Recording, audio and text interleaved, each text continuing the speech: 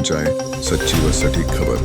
आप तक। जिंदाबाद जिंदाबाद बसपा नेलो गठबंधन जिंदाबाद जिंदाबाद जिंदाबाद बहुजन समाज पार्टी जिंदाबाद जिंदाबाद जिंदाबाद बाबा साहब अम्बेडकर अमर रहे अमर रहे अमर रहे बाबा साहब अम्बेडकर अमर रहे अमर रहे अमर रहे मान्यवर साहब कांशी राम जी अमर रहे अमर रहे अमर रहे मान्यवर साहब कांशी राम जी अमर रहे अमर रहे अमर रहे भैन कुमारी मायावती जी जिंदाबाद जिंदाबाद जिंदाबाद चौधरी ओम प्रकाश चौटाला जी जिंदाबाद जिंदाबाद जिंदाबाद भैन कुमारी मायावती जी जिंदाबाद जिंदाबाद जिंदाबाद चौधरी अभय सिंह चौटाला जी जिंदाबाद जिंदाबाद जिंदाबाद भैन कुमारी मायावती जी जिंदाबाद जिंदाबाद जिंदाबाद श्री काशीनाथ जी जिंदाबाद जिंदाबाद जिंदाबाद भैन कुमारी मायावती जी जिंदाबाद जिंदाबाद जिंदाबाद भैन कुमारी मायावती जी आगे बढ़ो हम आपके साथ हैं श्री काशीनाथ जी आगे बढ़ो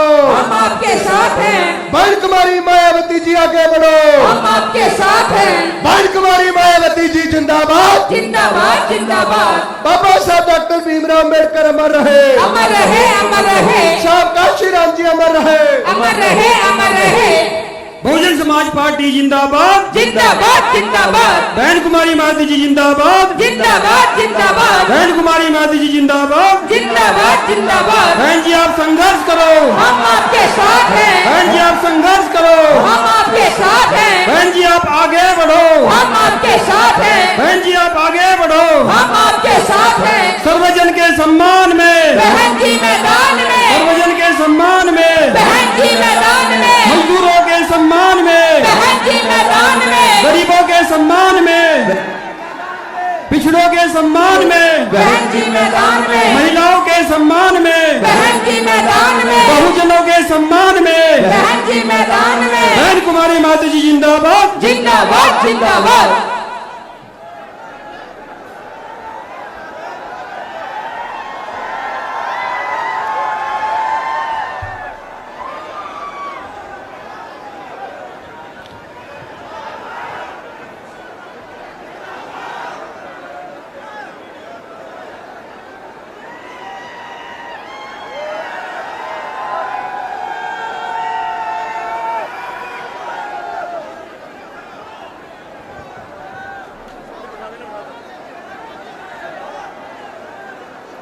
सम्मानित साथियों,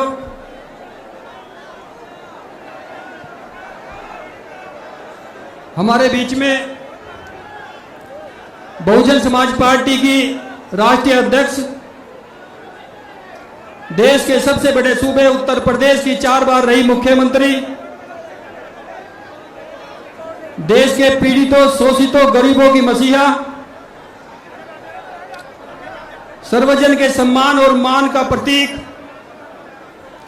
आदरणीय बहन कुमारी मायावती जी पहुंच चुकी हैं। उनके लिए जोरदार तालियों से स्वागत करें।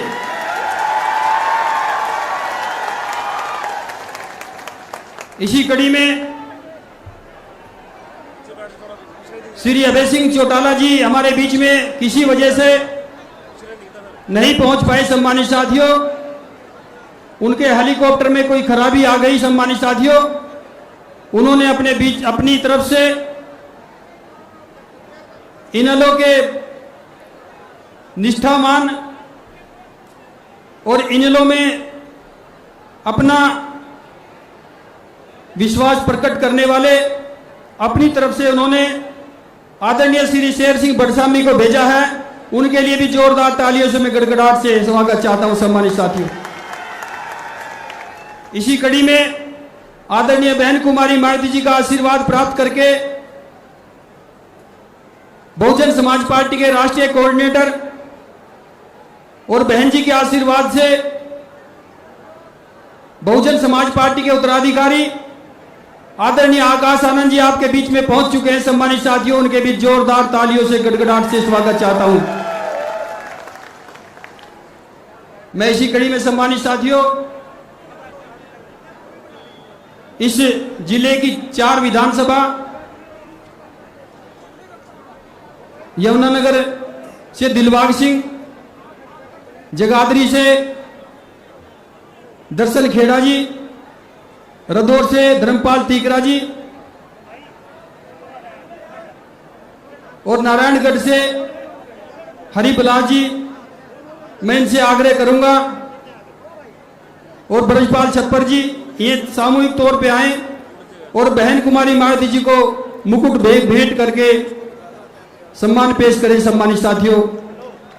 चारों लोग, पांचों लोग।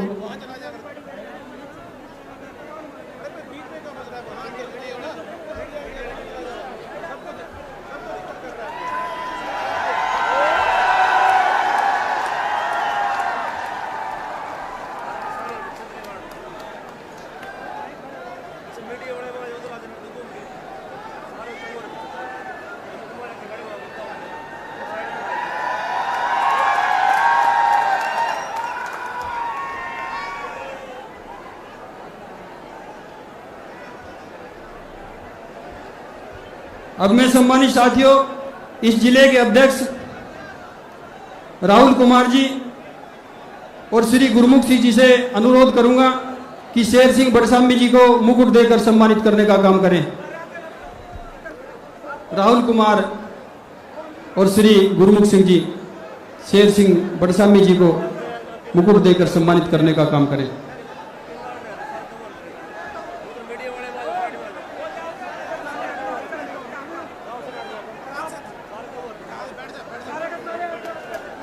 जोरदार तालियों से स्वागत करें।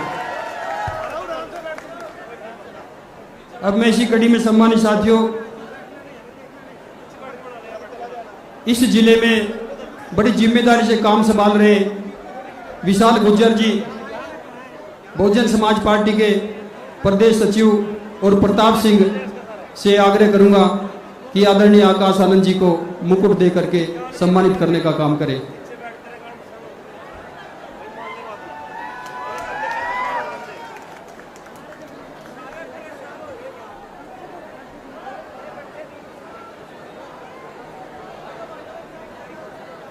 सम्मानित साथियों,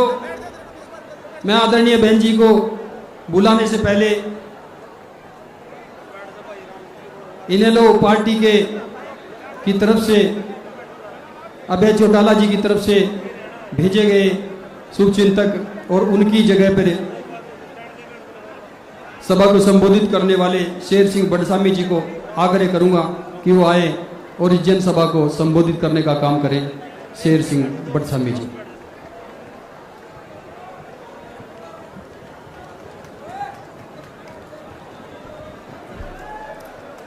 बहुत ही सम्मान के योग बाबा भीमराव अंबेडकर जी की नीतियों को जन जन तक पहुंचाने वाली हिंदुस्तान की महान नेत्री बहन मायावती जी और मंच पर विराजमान राष्ट्रीय कोऑर्डिनेटर और बहुजन समाज पार्टी के उत्तराधिकारी भाई आकाश आनंद जी और उनके साथ ही मंच पर विराजमान बहन जी के बहुत ही भरोसेमंद कमांडर जो 4 प्रदेशों के प्रभारी हैं,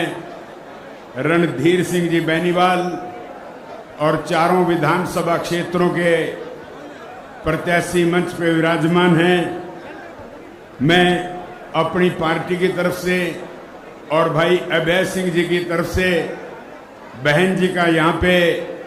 पहुँचने पे तहे दिल से स्वागत करता हूँ। और इसके साथ ही आपको ये भी बताना चाहूँगा कि इस मंच को अभय सिंह चौटाला जी ने साझा करना था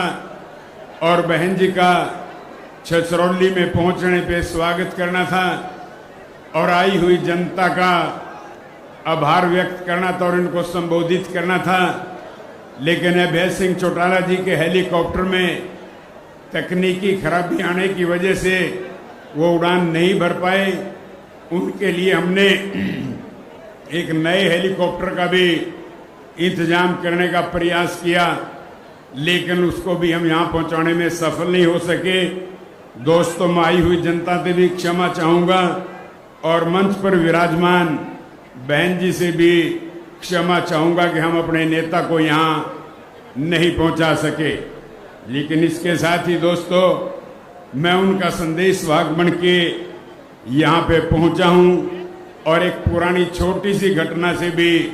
आपको अवगत करना चाहूँगा कि किसी जमाने में यहाँ से अमन कुमार नागरा जी चुनाव लड़ रहे थे और इसी तरह से आखिरी सभा थी, माननीय चौटाला साहब ने उसको संबोधित करना था, वो भी किसी कारण से नहीं आ सके थे, तो उनकी गैर हाजिरी की भी पूर्ति करने के लिए मेरे को यहाँ पहुँचना पड़ा था और मैंने आई हुई जनता को उनका संदेश सुनाया था और उसी संदेश ने उनकी जीत सुनिश्चित की थी दोस्तों। और आज भी ये बता के जा रहा हूँ कि अभय सिंह जी का संदेश वाहक में बन के आया हूँ और आपको भविष्यवाणी करता हूँ कि यहाँ के चारों प्रत्याशी जीत दर्ज करेंगे दोस्तों, चारों प्रत्याशी। और जैसा कि दोस्तों आपको विदित है, हरियाणा प्रदेश के अंदर चुनाव का बिगुल बज चुका है। बिगुल ही नहीं बल्कि चुनाव प्रचार चरम सीमा पे पहुंच चुका है और हमारा देश दोस्तों प्रजातंत्र प्रणाली का देश है।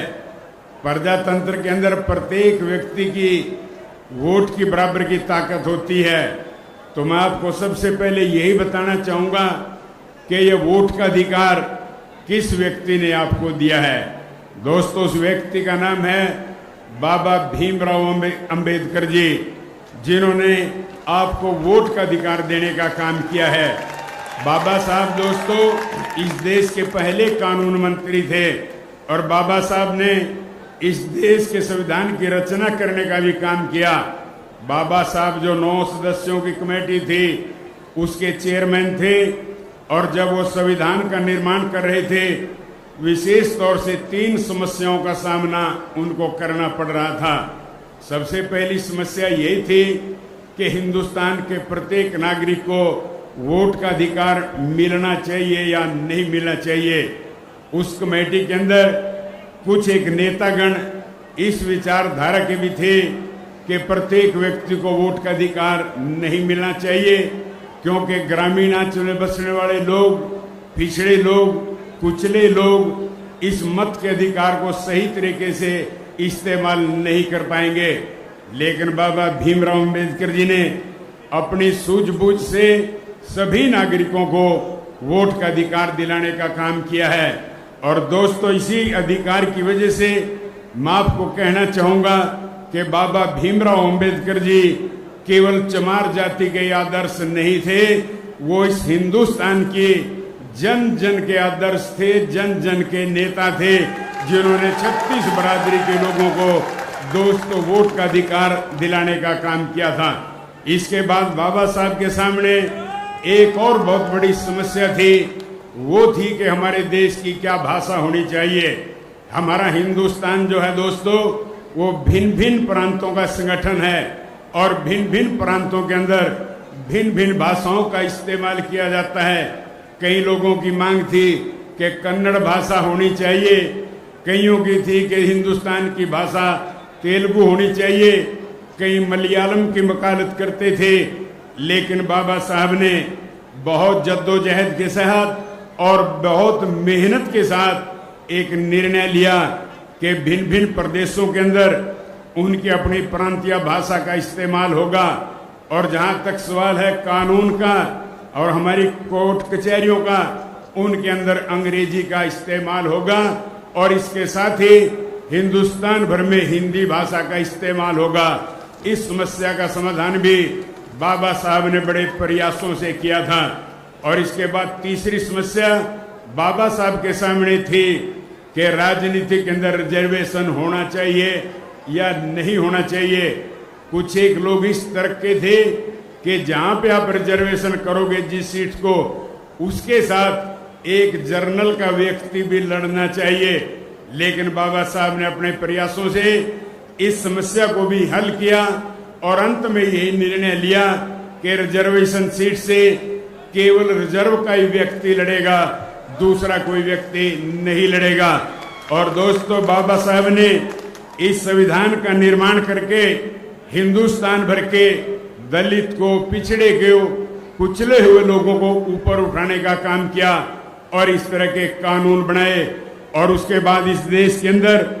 एक महान नेत्री पैदा हुई जो आज मंच पे विराजमान है, बहन मायावती जी, जिन्होंने बाबा साहब की नीतियों को दोस्तों जन जन तक पहुंचाने का काम किया और 4 बार उत्तर प्रदेश की मुख्यमंत्री रहते हुए बाबा साहब की नीतियों को अमली जामा देने का काम किया और जन जन की सेवा करने का काम किया। और हरियाणा प्रदेश के अंदर चौधरी देवीलाल जी ने बाबा साहब की नीतियों को दोस्तों अमली जामा देने का काम किया। मैं आपको बताना चाहता हूं कि चौधरी देवीलाल जी इस देश के अंदर पहले व्यक्ति थे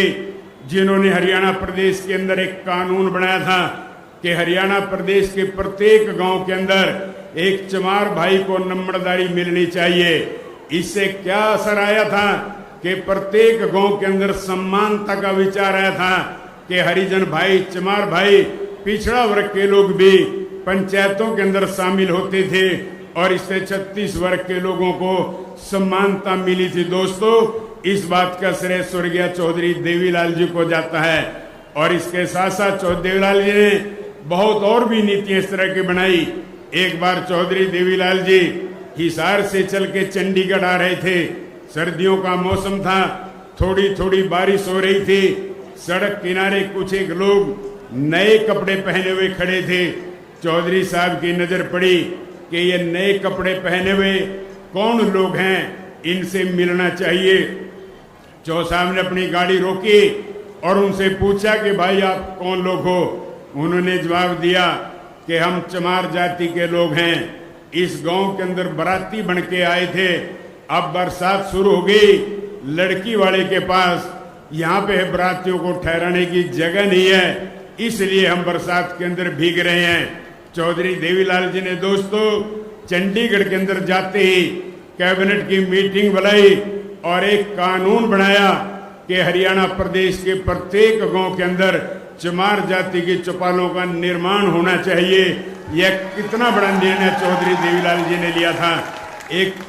पिछड़े हुए लोगों को, एक कुचले हुए लोगों को कितना बड़ा सम्मान देने का काम किया था। इसी तरह ही एक घटना से आपको और अवगत कराना चाहता हूं। चौधरी देवीलाल जी देहात के अंदर घूम रहे थे, लोगों की सुविधाएं सुन रहे थे। उनकी नजर पड़ी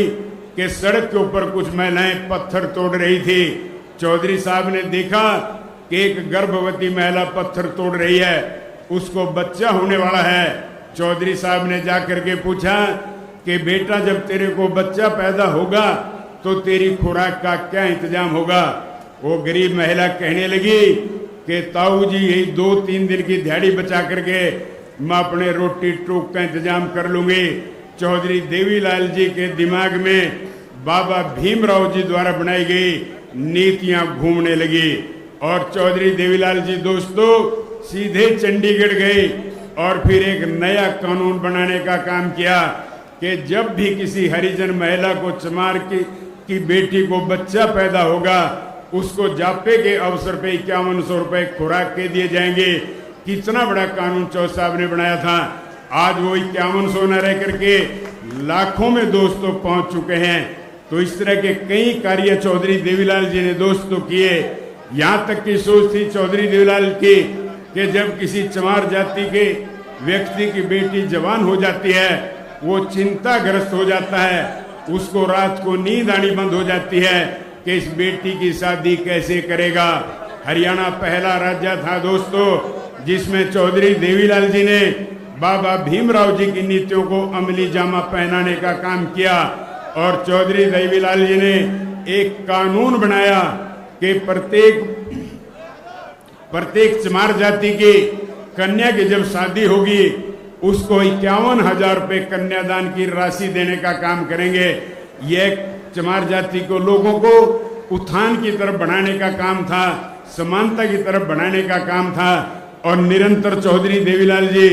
हरियाणा प्रदेश के अंदर इसी तरह से कानून बनाते रहे और पिछड़े कुचले वर्ग के लोगों को ऊपर उठाते गए। और चौधरी देवीलाल जी ने दोस्तों हरियाणा प्रदेश के अंदर पहली बार 36 बरादरी के लोगों को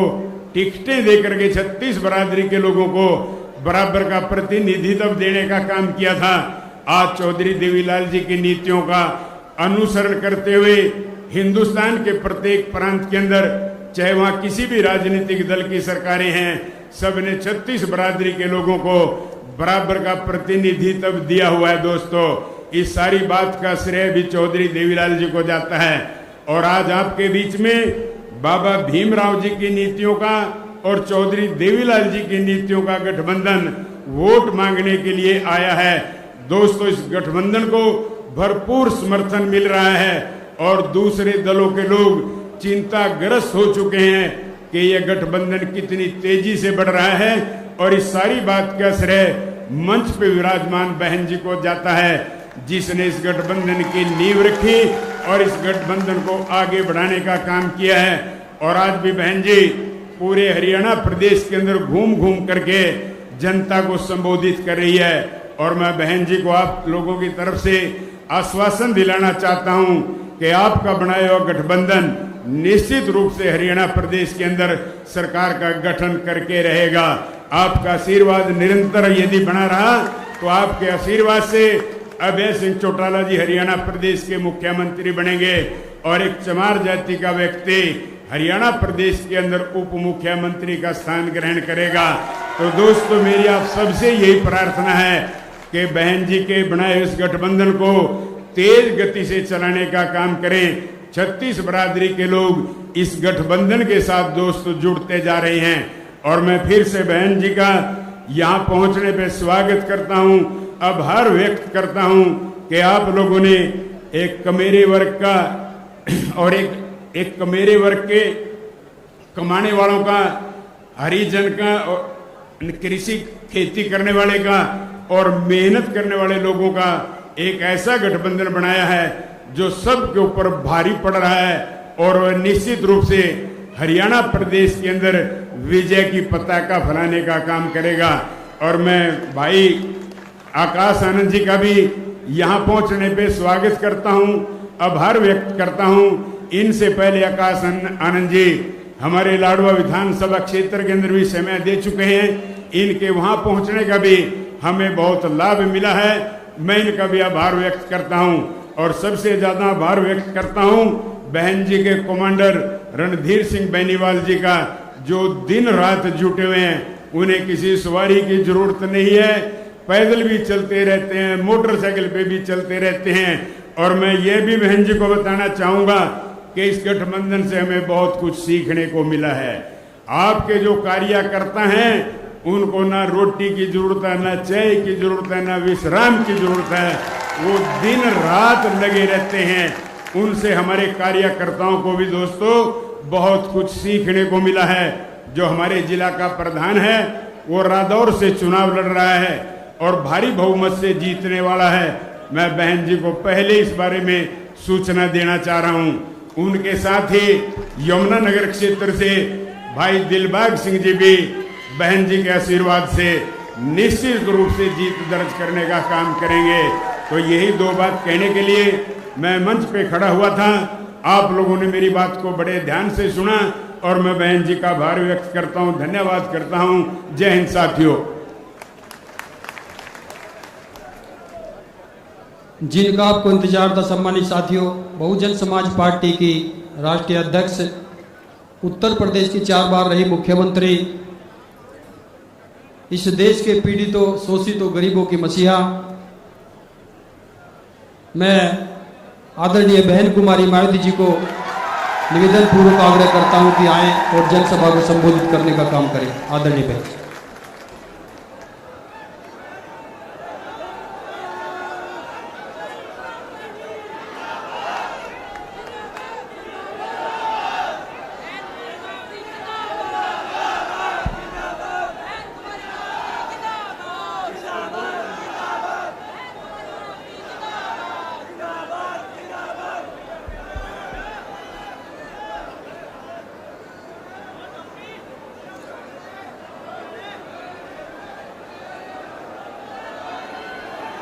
चुनावी जनसभा में इकट्ठा हुए बहुजन समाज पार्टी व भारतीय राष्ट्रीय लोकदल के बने इस गठबंधन के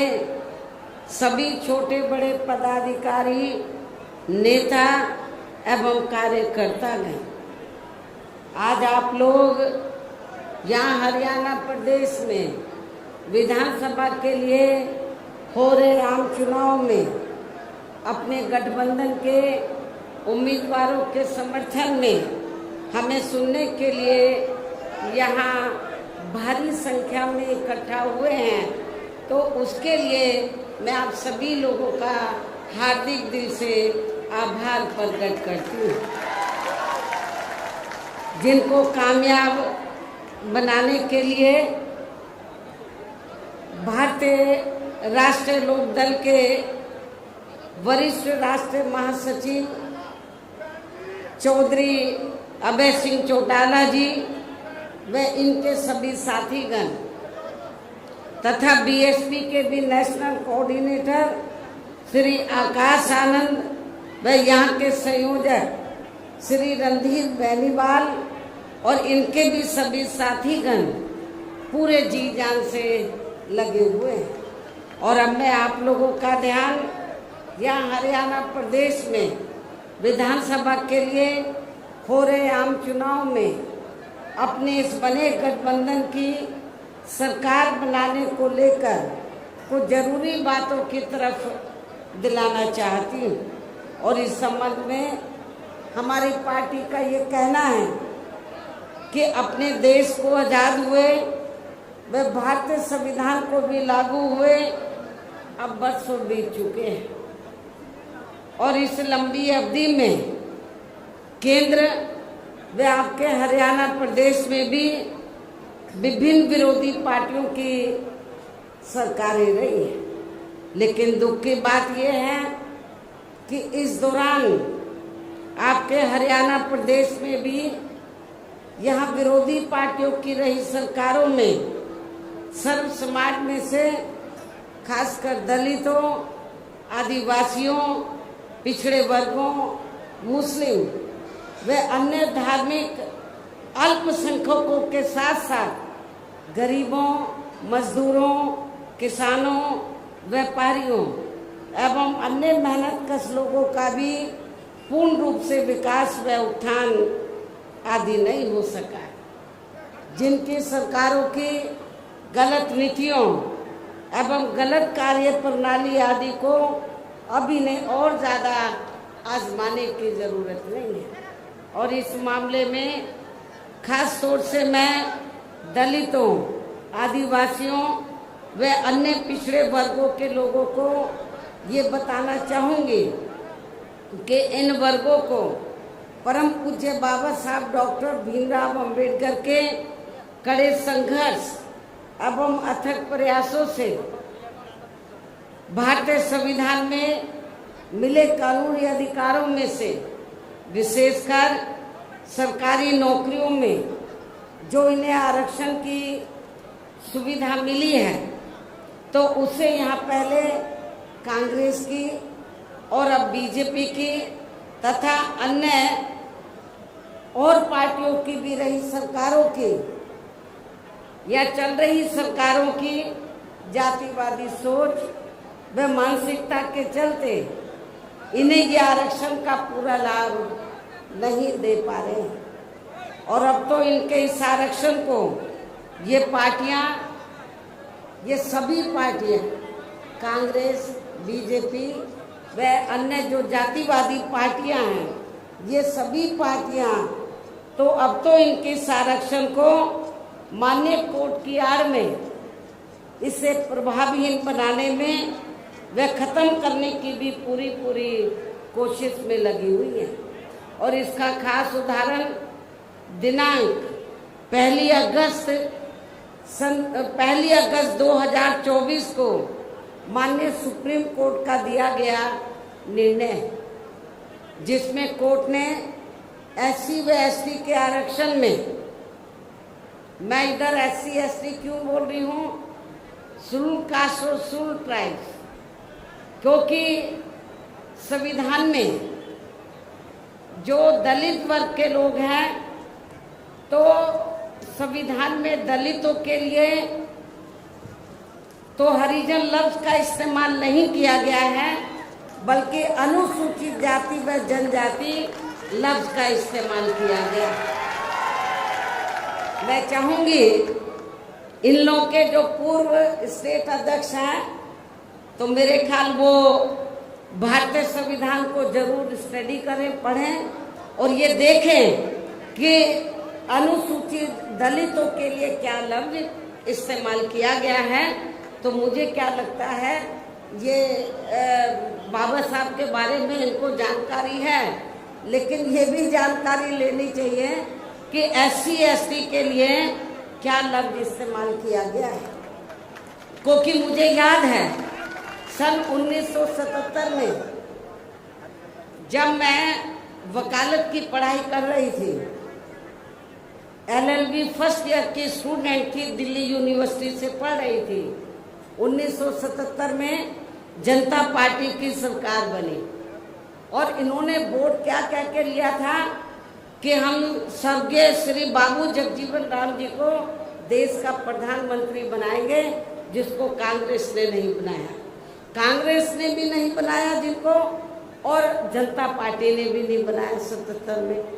तो दलित वर्ग के लोग, अनुसूचित जाति जनजाति वर्ग के लोग पूरे देश में बहुत नाराज थे, खफा थे। तो उस समय उन्होंने दिल्ली में एक 3 दिन का जाति तोड़ो सम्मेलन रखा और उसमें ऑल इंडिया की तरफ से, तो यूथ की तरफ से, नौजवानों की तरफ से मुझे उन्होंने इनवाइट किया बोलने के लिए। और जब मैं उस सम्मेलन में बोलने के लिए गई तो वहां पर जितने भी जनता पार्टी के नेता थे तो वो बार बार हरिजन हरिजन इस्तेमाल कर रहे थे। तो मैंने उनको कहा कि एक तरफ तो आप जाति तोड़ने की बात कर रहे हैं और दूसरी तरफ आप हरिजन कह रहे हैं। यदि हम इसको पॉजिटिव सेंस में ले तो हम तो हरि का मतलब ईश्वर, हम तो ईश्वर की औलाद होगी, तो बाकी लोग क्या शैतान की औलाद है। ये मैंने 1977 में जब मुझे उन्होंने ऑल इंडिया की तरफ से इनवाइट किया तो ये मैंने वहां पर बोला था। तो उधर ही जो जनता पार्टी के जो नेतागण लोग थे उन्होंने माफी मांगी और कहा कि, मैंने बोला कि आपको आज सरकार संविधान से चलती है और संविधान के हिसाब से आप लोगों को जो वीकर सेक्शन के लोग हैं तो उनको अनुसूचित जाति जनजाति और अन्य पिछड़ा वर्ग बोलना चाहिए, तो ये ज्यादा बेहतर होगा। उनको रियलाइज करना पड़ा और ये कहना पड़ा कि बहन जी जो बोल रही है वो सही बोल रही है। तो मैं आपको ये बताना चाह रही थी, माननीय सुप्रीम कोर्ट ने भी 1 अगस्त 2024 को, इसी वर्ष, माननीय सुप्रीम कोर्ट का दिया गया निर्णय है रिजर्वेशन को लेकर, जिसमें माननीय सुप्रीम कोर्ट ने, तो उन्होंने हरिजन नहीं बोला, ये जजमेंट आप उठा के देख लो। तो उन्होंने SC व ST के आरक्षण में वर्गीकरण व क्रीमी लेयर आदि को लागू करने की बात कही, जो नहीं होना चाहिए था। SC ST को जो रिजर्वेशन मिला है परम पूज्य बाबा साहब डॉक्टर अंबेडकर के अथक प्रयासों से, उस रिजर्वेशन में अभी तक उसमें कोई अलग से रिजर्वेशन नहीं था जो बाबा साहब ने व्यवस्था की थी। SC ST के लिए रिजर्वेशन है तो SC ST के लोगों को रिजर्वेशन मिलेगा, लेकिन रिजर्वेशन में से रिजर्वेशन की व्यवस्था बाबा साहब ने नहीं की थी। और रिजर्वेशन में से रिजर्वेशन का मतलब है शेड्यूल कास्ट को आपस में लड़ाना, SC ST को ये लड़ते रहे कि इसको कम मिला, इसको ज्यादा मिला है, जो ये नहीं होना चाहिए था, जो ये नहीं होना चाहिए था। लेकिन दुख की बात है कि सेंटर की ओर से बीजेपी की सरकार है, सेंटर के में उनकी ओर से सरकारी वकील खड़े हुए, कांग्रेस के भी वकील खड़े हुए और भी वकील खड़े हुए, उन्होंने माननीय सुप्रीम कोर्ट की हाँ में हाँ मिलाई। तो जिसकी वजह से तो जो देश में SC ST वर्ग के लोग हैं तो उनको आरक्षण में, उनके आरक्षण में वर्गीकरण व क्रीमी लेयर आदि को लागू करने की बात उन्होंने कही, जो ठीक नहीं था। इस निर्णय से हमारी पार्टी बिल्कुल भी सहमत नहीं है। और यदि इन वर्गों के आरक्षण के मामले में केंद्र की वर्तमान भाजपा सरकार, जो बीजेपी भी कहती है कि हम आरक्षण के पक्षधर हैं, तो यदि इन वर्गों के आरक्षण के मामले में केंद्र की वर्तमान भाजपा सरकार की भी नीति व नीयत साफ होती, तो फिर ये सरकार माननीय सुप्रीम कोर्ट के आरक्षण को लेकर आए इस निर्णय को बिना कोई देरी किए हुए उसे निष्प्रभावी बनाने व पूर्व की स्थिति में लाने के लिए संसद का विशेष सत्र बुलाकर फिर संवैधानिक संशोधन विधेयक जरूर लाती और उसे विपक्ष को साथ में लेकर पास भी जरूर कराती। और इतना ही नहीं बल्कि इसके लिए कांग्रेस व इनके इंडिया गठबंधन ने अभी तक भी केंद्र सरकार पर कोई दबाव नहीं बनाया। ना तो केंद्र में बीजेपी की सरकार संवैधानिक संशोधन विधेयक लाई इस जजमेंट के खिलाफ, और ना ही इंडिया गठबंधन ने, बाहर तो वो दबी जबान में कहते हम आरक्षण के पक्ष में हैं, लेकिन पार्लियामेंट के अंदर उन्होंने इसके लिए कोई आवाज नहीं उठाई। और ऐसा करना तो बहुत दूर की बात रही, बल्कि इन्होंने माननीय सुप्रीम कोर्ट के इस निर्णय पर, इस आए निर्णय पर अभी तक कुछ भी खुलकर नहीं बोला है। और इस मामले में केंद्र की भाजपा सरकार व अधिकांश सभी विरोधी पार्टियां अभी तक भी चुप्पी साधे हुए हैं। यहाँ मैं ये भी बता देना चाहती हूँ कि माननीय कोर्ट ने SC/ST आरक्षण में वर्गीकरण करने व क्रीमी लेयर आदि को भी लागू करने का ये कार्य अब पहले संसद के पास था, राष्ट्रपति के पास था, लेकिन अब ये कार्य भी इन्होंने राज्य सरकारों के ऊपर छोड़ दिया है। हर स्टेट में राज्य सरकारों के ऊपर छोड़ दिया है, जो वो अपने हिसाब से इसका पूरा राजनीतिक फायदा भी उठाएंगे। उनके ऊपर है किसको कितना आरक्षण देना है, SC/ST में से किसको कम देना, किसको ज्यादा देना, किसको नहीं देना है। पहले संसद और पार्लियामेंट के पास ये पहले संसद और प्रेसिडेंट के पास पावर थी, लेकिन इस जजमेंट में माननीय सुप्रीम कोर्ट ने ये पावर भी राज्य सरकारों को दे दी, जो अब अपने हिसाब से इसका पूरा राजनीतिक फायदा भी उठाएंगे। साथ ही इसकी आड़ में इन वर्गों को बांटकर इन्हें आपस में भी खूब लड़ाएंगे। अर्थात अब ये पार्टियां फूट डालो वे राज करो की नीति का भरपूर फायदा उठाएंगे, जबकि संविधान के मुताबिक कि जाति को SC व ST की सूची में शामिल करना है या नहीं करना है, तो इसका ये अधिकार अभी तक केवल संसद व माननीय राष्ट्रपति जी को ही दिया हुआ था, जिसे 1 अगस्त 2024 को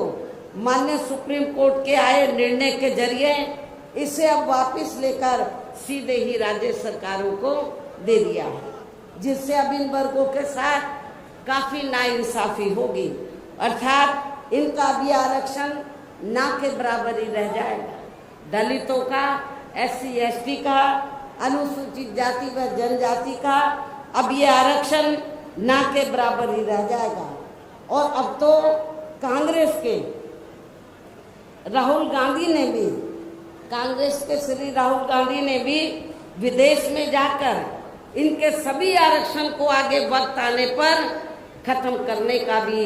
ऐलान कर दिया है। इससे साफ जाहिर है कि आपका आरक्षण बहुत खतरे में है। बाबा साहब डॉक्टर अंबेडकर ने आरक्षण शेड्यूल कास्ट में जितनी जातियां आती हैं सबको दिया था। उन्होंने केवल एक जाति को नहीं दिया था, उसमें विभिन्न जातियां हैं, सब कास्टें हैं जो सामाजिक, शैक्षणिक और आर्थिक क्षेत्र में पिछड़ी हुई हैं। तो शेड्यूल कास्ट का मतलब क्या है? कि शेड्यूल बनी, इनकी एक सूची बनी, तो उसके आधार पर उन जातियों को शामिल करके तो जब ये इन लोगों को ये रिजर्वेशन दिया है SC/ST में, उसमें एक ही जाति नहीं आती है,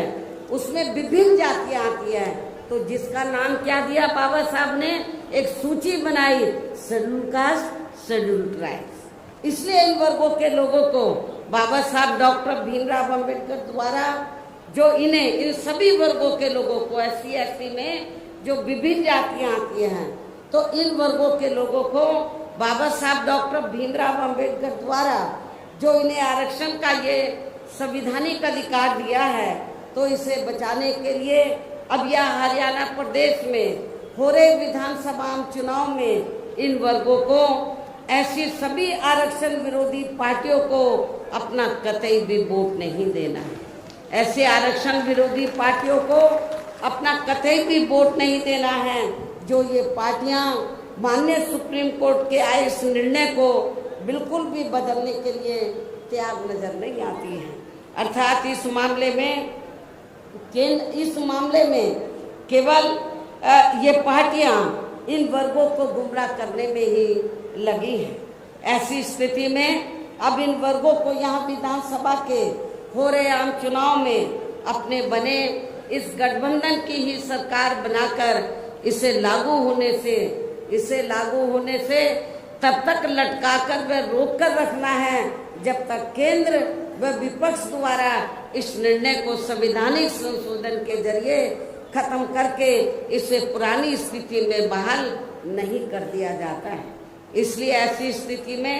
अब आप लोगों को एक तरफा अपना वोट केवल बीएसपी व इनेलो के बने अपने इस गठबंधन को ही देना है, ताकि सत्ता में आकर यह आपके स्टेट में माननीय सुप्रीम कोर्ट के आए इस निर्णय पर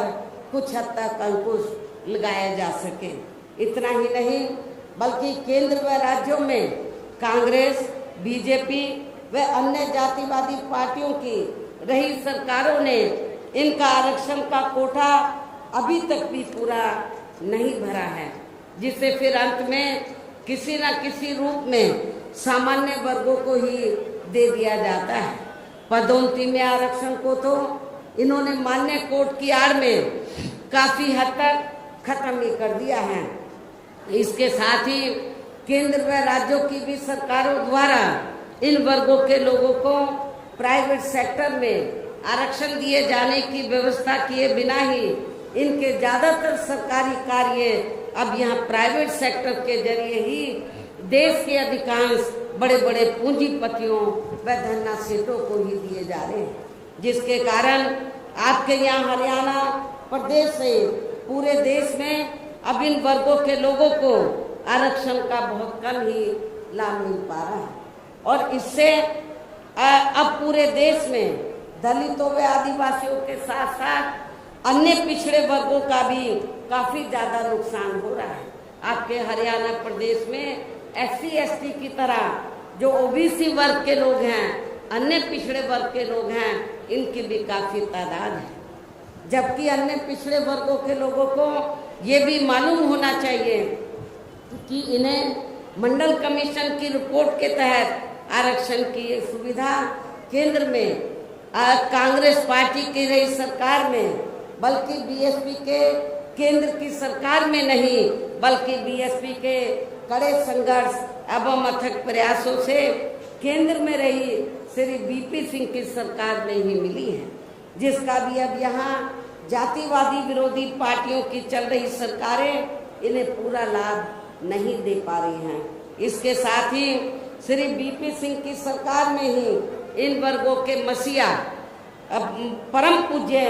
बाबा साहब डॉक्टर भीमराव अंबेडकर को भी यहाँ भारत रत्न की उपाधि से सम्मानित किया गया था, जिसके लिए वो हर प्रकार से पात्र भी थे, जबकि इन्हें ये सम्मान उनके जीते जी परम पूज्य बाबा साहब डॉक्टर भीमराव अंबेडकर के जीते जी केंद्र में रही कांग्रेस पार्टी की सरकार में बहुत पहले मिल जाना चाहिए था। लेकिन कांग्रेस पार्टी की सरकार ने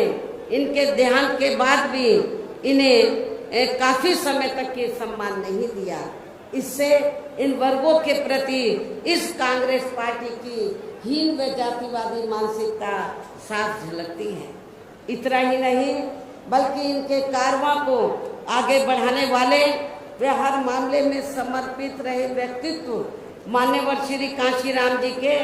देहांत होने पर केंद्र में रही, इसी कांग्रेस पार्टी की सरकार ने इनके सम्मान में एक दिन का भी राष्ट्रीय शोक घोषित नहीं किया था। इसके साथ ही इन वर्गों के लोगों को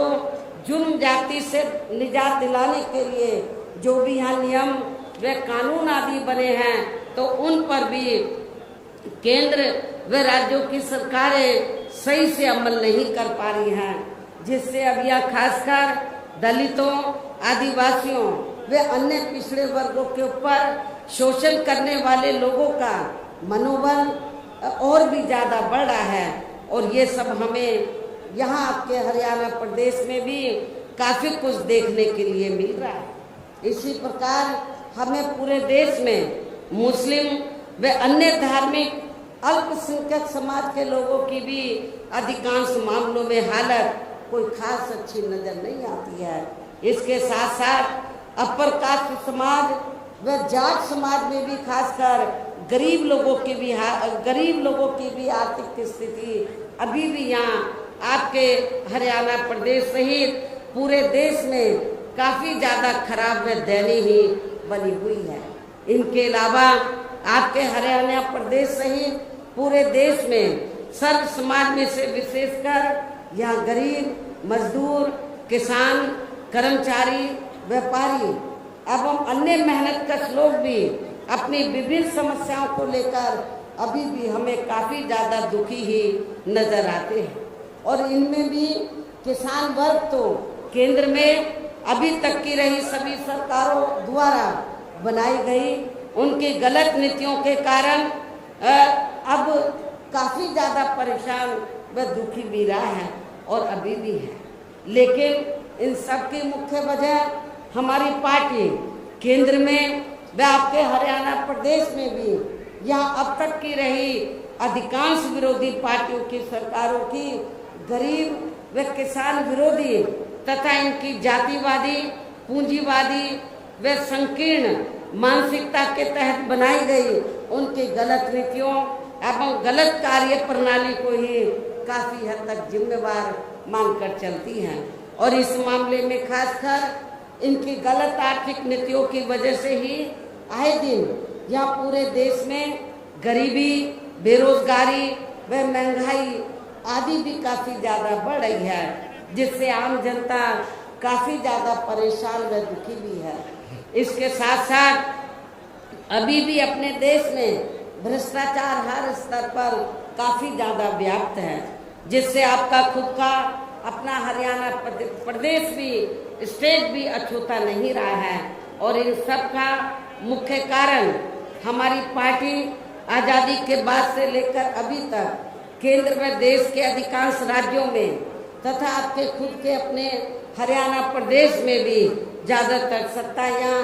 खासकर पूंजीवादी पार्टियों, जातिवादी व पूंजीवादी पार्टियों के हाथों में ही आने को मानकर चलती है, जिसके कारण ही अब पूरे देश में व आपके खुद के अपने प्रदेश में भी अभी भी हमें यहाँ सर्व समाज के लोग अधिकांश मामलों में काफ़ी ज़्यादा दुखी व परेशान ही नजर आते हैं। जबकि पूरे देश में बीएसपी ही अकेली एक ऐसी पार्टी है जो विरोधी पार्टियों की तरह देश के बड़े बड़े पूंजीपतियों व धन्ना सेठों की आर्थिक मदद से नहीं बल्कि अपनी पार्टी के ही आम कार्यकर्ताओं की आर्थिक मदद से चुनाव लड़कर यहाँ केंद्र व राज्यों की भी सत्ता में आना चाहती है, ताकि हमारी पार्टी सत्ता में आने के बाद फिर बिना किसी दबाव के व आज़ाद होकर सर्व समाज के लोगों की सभी समस्याओं का समाधान करके उन्हें हर मामले में व हर स्तर पर खुशहाल बना सके। और इसी आधार पर चलकर ही आबादी के हिसाब से देश के सबसे बड़े प्रदेश अर्थात आपके पड़ोसी प्रदेश उत्तर प्रदेश में 4 बार हमारी पार्टी ने अपने नेतृत्व में वहाँ सरकार भी बनाई है। और हमने अपने सभी चारों रही सरकारों में अपनी पार्टी की विचारधारा एवं सिद्धांतों के तहत चलकर वैसे तो वहाँ सर्व समाज के हितों का पूरा ध्यान रखा है, लेकिन सभी मामलों में प्राथमिकता पहले हमने वहाँ सर्व समाज में से विशेषकर उन SC ST वर्गों, पिछड़े वर्गों, मुस्लिम व अन्य धार्मिक अल्पसंख्यक समाज को तथा गरीब एवं असहाय लोगों को ही दिया है, जिनकी वहाँ हर मामले में व हर स्तर पर सभी विरोधी पार्टियों की रही सरकारों में उनकी हीन, जातिवादी, संकीर्ण व पूंजीवादी सोच होने के कारण काफ़ी ज़्यादा उपेक्षा की गई है। इसके साथ साथ हमने उत्तर प्रदेश में गरीब एवं बेरोजगार लोगों को दूसरी पार्टियों की रही सरकारों की तरह मामूली सा बेरोजगारी भत्ता न देकर उन्हें बड़ी तादाद में सरकारी एवं गैर सरकारी क्षेत्रों में स्थायी रोजगार भी उपलब्ध कराए हैं। इसके साथ ही गरीब भूमिहीन लोगों को खेती करने के लिए हमने उन्हें फ्री सरकारी जमीन भी दी है तथा गरीब आवासहीनों को भी तो 2-2 कमरों के फ्री सरकारी पक्के मकान भी दिए हैं, जिससे वहाँ लाखों गरीब लोगों को काफ़ी फायदा पहुँचा है। शहरों व देहातों को भी विकसित किया गया है। देहातों को डॉक्टर अंबेडकर ग्राम विकास योजना के तहत, शहरों को मान्यवर श्री काशीराम जी शहरी समग्र विकास योजना के तहत इनको डेवलप किया गया। इसलिए क्योंकि शहरों में और देहातों में घुसते ही मालूम पड़ जाएगा कि ये दलितों की बस्ती है, ये कमजोर वर्गों की बस्ती है, जिनको जातिवादी मानसिकता के तहत आज़ादी के बाद से लेकर लगातार जिन भी पार्टियों की सरकारें बनी उन्होंने उनको विकसित नहीं किया। लेकिन जब BSP की सरकार बनी तो हमने बाबा साहब के नाम से योजना बनाकर उन बस्तियों को डेवलप किया और भी बस्तियों को गांव में डेवलप किया, तो जिसकी वजह से उनका रहन सहन में काफ़ी फर्क आया। इसके अलावा हमारी पार्टी की रही सरकार ने वह विभिन्न क्षेत्रों में लगे लोगों के साथ साथ छात्रों, युवाओं, महिलाओं व बुजुर्गों आदि के हितों में भी अनेकों महत्वपूर्ण व ऐतिहासिक कार्य किए हैं, जिनसे उन्हें काफ़ी ज़्यादा लाभ पहुंचा है। किसानों की भी अधिकांश समस्याओं का काफ़ी हद तक समाधान किया है तथा उनकी फसलों का भी उन्हें समय से उचित दाम दिया गया है, जो आपके हरियाणा में भी शायद कभी इतना फायदा किसानों को नहीं पहुंचाया गया होगा। इतना ही नहीं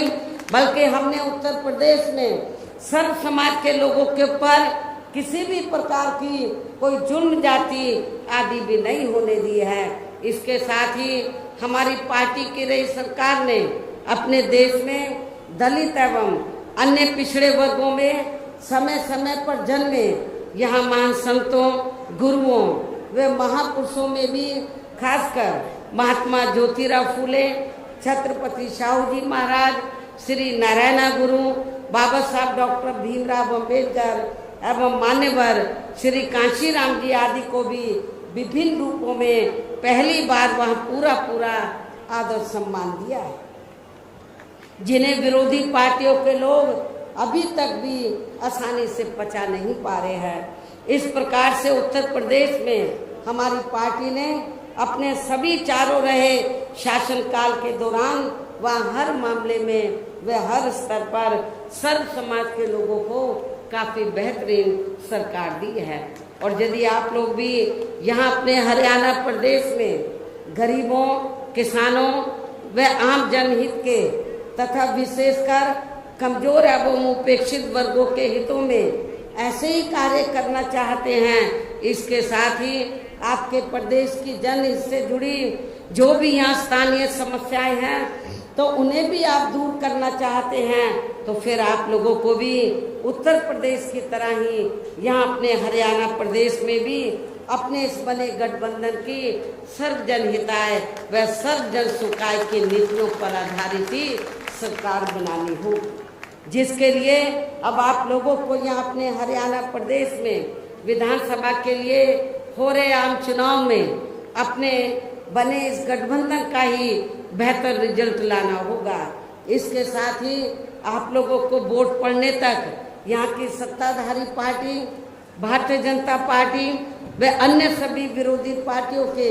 साम दाम दंड भेद आदि हथकंडों से भी जरूर सावधान रहना है। और इस मामले में खासकर आप लोगों को विरोधी पार्टियों के जारी किए गए उनके हवाई वे प्रलोभन भरे चुनावी घोषणा पत्रों आदि के बहकावे में तो कतई नहीं आना है। बातें बड़ी बड़ी करते हैं, सत्ता में जब आ जाते हैं तो वो उनको रद्दी में जैसे टोकरी रद्दी की टोकरी में फेंक देते हैं वैसे फेंक देते हैं। तो इस मामले में खासकर आप लोगों को विरोधी पार्टियों के जारी किए गए उनके हवाई व प्रलोभन भरे चुनावी घोषणा पत्रों आदि के बहकावे में तो कतई नहीं आना है, जिन्हें ये पार्टियां सत्ता में आने के बाद अधिकांश अमल में नहीं लाती हैं, जिस पर से अब जनता का काफी हद तक विश्वास भी उठ गया है। इसलिए हमारी पार्टी किसी भी चुनाव में अपना कोई भी चुनावी घोषणा पत्र आदि जारी नहीं करती है। वैसे भी हमारी पार्टी कहने में बहुत कम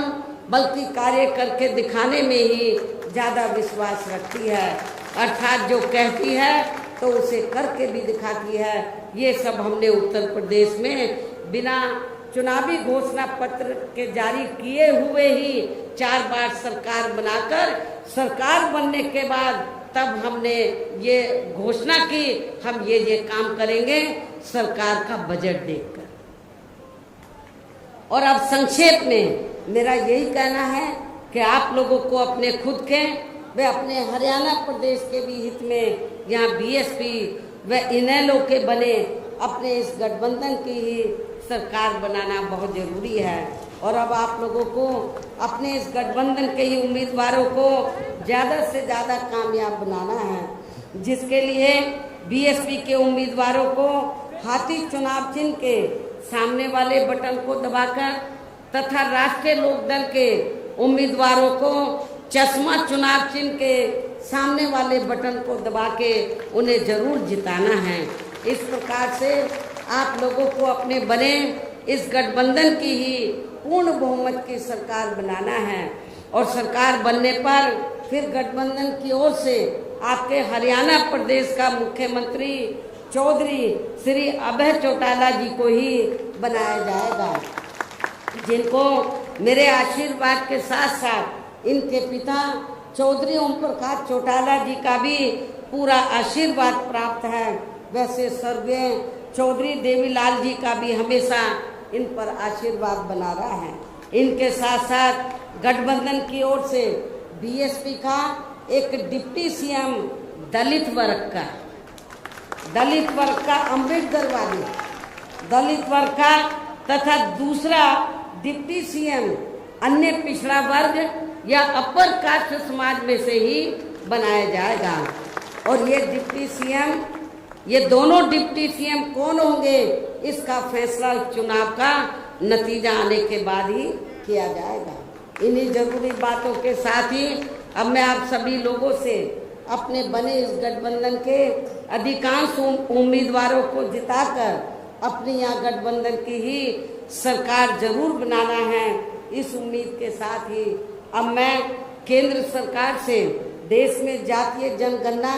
कराने के लिए भी विशेष अनुरोध करती हूँ, जिसको पहले केंद्र में रही कांग्रेसी सरकार ने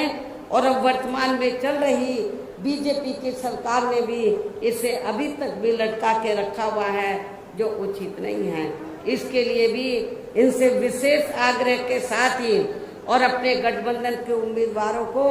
ज़्यादा से ज़्यादा जिताने की पुरजोर अपील करते हुए अब मैं अपनी बात यहीं समाप्त करती हूँ। धन्यवाद। जय भीम व जय भारत।